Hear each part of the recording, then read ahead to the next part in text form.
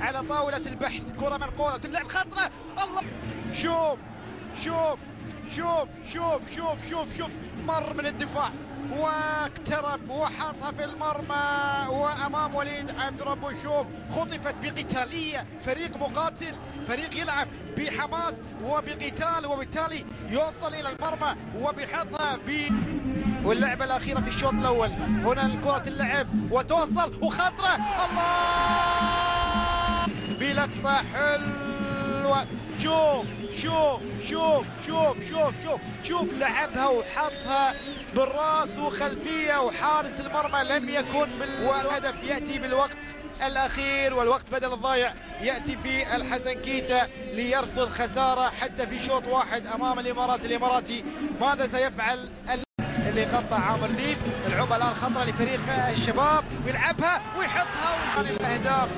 شوف، كره ملعوبه متروك ناحيه اليسار، يعليها ويطير لها الحسن كيتا بطريقه راسيه جميله. لم ينجح دفاع الاماراتي بايقاف الخطوره الغينيه عبر المهاجم الحسن كيتا.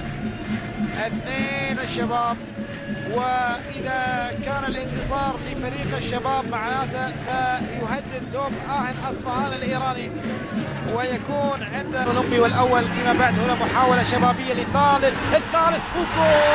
شوف الاعاده، لاحظ الكره وتلعب معاذ على طول، حطها على يمين حارس المرمى حسن معاذ.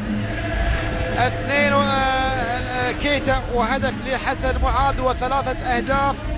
حزام الأمان يربط الآن لفريق الشباب السعودي ويؤمن موقفه من شبح التعادل الإماراتي في أي لحظة. كرة حضرها بإتقان ووقفها حسن معاذ وقال له قدم، ويلعبها ناحية اليسار وخطرة ويحاول ويحطها وجول. عبد الله الشهيل الدولي، شوف خطفها وراح لها، ما يهد صيده وحطها في المرمى. عبد الله الشهيل، يا سلام يا سلام يا عبد الله، يا سلام يا عبد الله. والمباراة تربعت على رباعية شبابية، عبد الله الشهيل وكيتا هدفين ومعاذ هدف، 4 حلوين.